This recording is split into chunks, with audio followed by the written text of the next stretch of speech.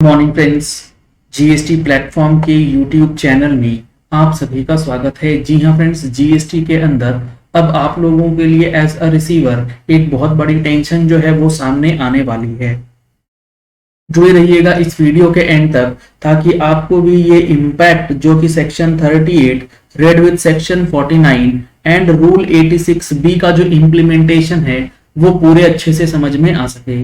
आप सबको ये पता है कि अक्टूबर 2022 से जो हमारा सेक्शन 38 है वो अब एक्टिव हो चुका है, वो नोटिफाई हो चुका है। सेक्शन 38 कहता है कि आपको इनपुट टैक्स क्रेडिट जो कि आपको इनवर्ट सप्लाईज में आती हैं, जीएसटीआर 2B में आती हैं, वो तब तक नहीं मिलेगी जब आपने सेक्शन 38 के कंडीशंस को पूरी तरीके से फुलफिल जो है वो कर दिया है। और सेक्शन 38 के सब सेक्शन 2 के अंदर कुछ चीजें लिखी गई हैं, कुछ कंडीशंस, कुछ क्राइटेरिया दिया गया है। अगर उस क्राइटेरिया पे आपके द्वारा खरीदा गया जो सप्लाई है यानी कि आपके सप्लायर ने वो फुलफिल नहीं किया है तो आपका इनपुट टैक्स क्रेडिट जो है वो रेस्ट्रिक्ट होना है।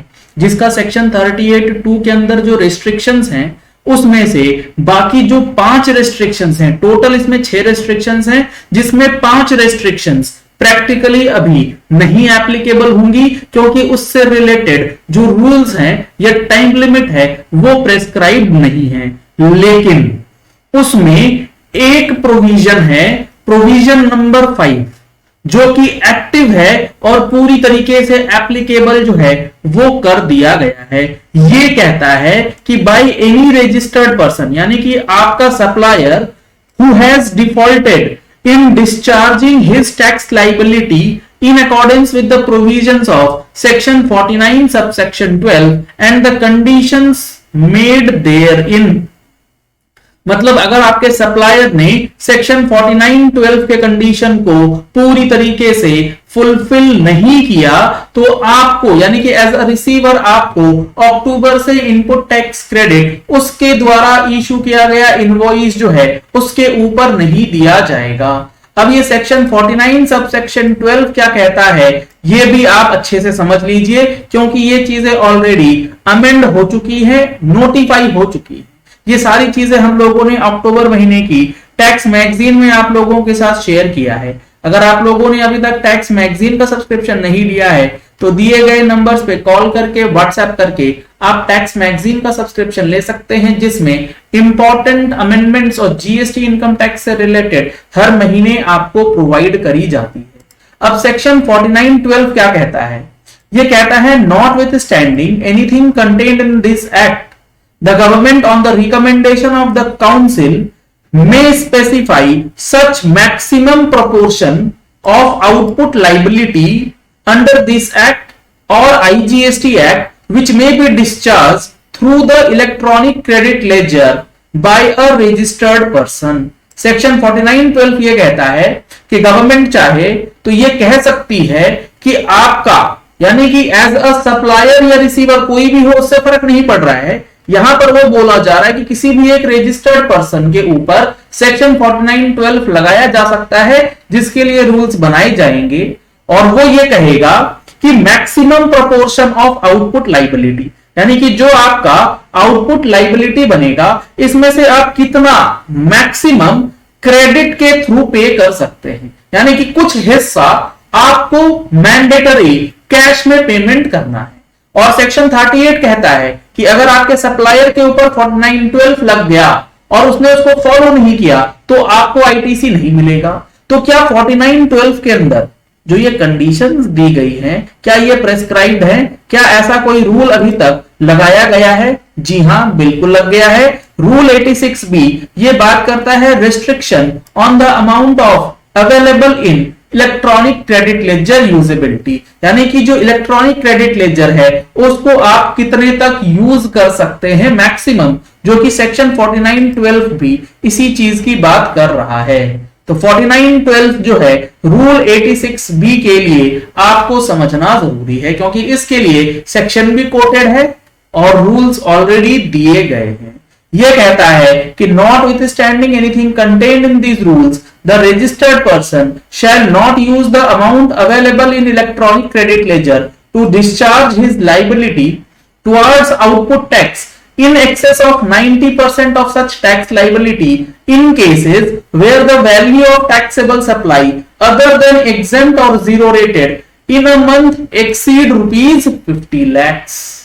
तो अगर आपके सप्लायर ने 50 लाख से ऊपर का माल बेचा है अक्टूबर में और उसने जो अपनी लाइबिलिटी पे करी है 99% क्रेडिट से और 1% ऑफ लाइबिलिटी जो है वो मैंडेटरली कैश में नहीं अगर करी होगी तो सेक्शन 38 जो है आपको आईटीसी लेने से रेस्ट्रिक्ट कर देगा।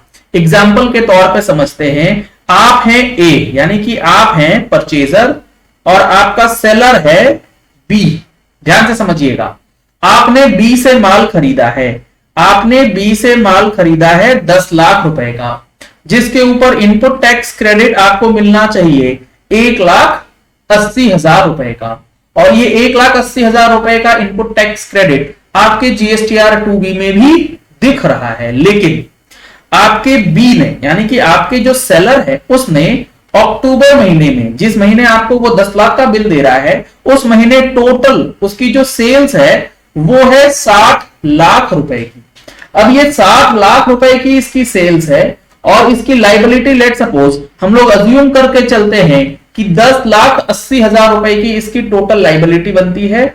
अब यहां पर सेक्शन 38, सेक्शन 49 और रूल 86B का जो इंटरप्ले है वो समझ लीजिए। ये जो 10,80,000 रुपए है, ये 10,80,000 रुपए के ऊपर आपके सप्लायर को 99% यानी कि 10,69,200 का इलेक्ट्रॉनिक क्रेडिट लेजर से अलाउ किया जाएगा। और जो बैलेंस अमाउंट है, ये जो बैलेंस अमाउंट रहेगा 10,800 रुपए का, ये मैंडेटरी कैश में पे करना है। अगर उसने ये 10,800 रुपए कैश में नहीं पे किए तो इस सप्लायर के द्वारा दिया गया ये 10 लाख का इनवॉइस जिसका आईटीसी आपको 1,80,000 मिलना चाहिए था वो नहीं मिलेगा। और ये चीजें 1 अक्टूबर से इंप्लीमेंट हो चुकी हैं। रूल 30 सेक्शन 38 के अंदर जो बाकी कंडीशंस हैं वो नहीं अप्लाइड हो सकती क्योंकि उसके लिए रूल्स प्रेस्क्राइब्ड नहीं है और इस पर्टिकुलर प्रोविजन के लिए चीजें ऑलरेडी इन प्लेस रख दी गई हैं। कुछ कंडीशंस इसमें दिया गया है कि अगर आपके सप्लायर ने इन कंडीशंस को फुलफिल कर दिया तो उसके ऊपर रूल 86B नहीं लगेगा एंड कंसिक्वेंटली सेक्शन 38 का रेस्ट्रिक्शन भी आप पे नहीं लगेगा। तो आप अपने सप्लायर की केवाईसी जो है वो ध्यान से कर लीजिएगा। और अपनी केवाईसी करने के लिए आपको करना क्या है, सर्च टैक्स पेयर में जाएंगे आप, पोस्ट लॉगिन करने के बाद सर्च टैक्स पेयर में जाएंगे और वहां से आप चेक कर पाएंगे कि आपका सप्लायर जो है वो कितना परसेंटेज ऑफ लाइबिलिटी कैश में पे करता है। क्योंकि यहां पर परसेंटेज आपको डिटरमाइन करना इसलिए जरूरी है क्योंकि 99% जो है वो आपके सप्लायर के द्वारा क्रेडिट के साथ 1% मिनिमम कैश में जमा होना चाहिए। अगर वो इनकम टैक्स रिटर्न जो फाइल कर रहा है 2 फाइनेंशियल ईयर की, उसमें 1-1 लाख रुपए से ऊपर का इनकम टैक्स जमा करता है तो वो भी बच जाएगा, आप भी बच जाएंगे क्योंकि रूल 86B नहीं लगेगा। उसने 1 लाख रुपए से ऊपर का रिफंड ले रखा होगा तो भी आपके ऊपर रेस्ट्रिक्शन नहीं लगेगा। अगर उसने रिफंड ले रखा है चाहे वो आपका अनयूटिलाइज्ड आईटीसी एक्सपोर्ट के केस में हो या फिर उसने इन्वर्टेड टैक्स स्ट्रक्चर के केस में लिया है या फिर उसने इन टोटलिटी 1% से ऊपर का total output tax already cash में जमा कर रखा है तो भी आपके ऊपर वो प्रोविजंस जो हैं सेक्शन 38 की इनडायरेक्टली नहीं लागू होंगी।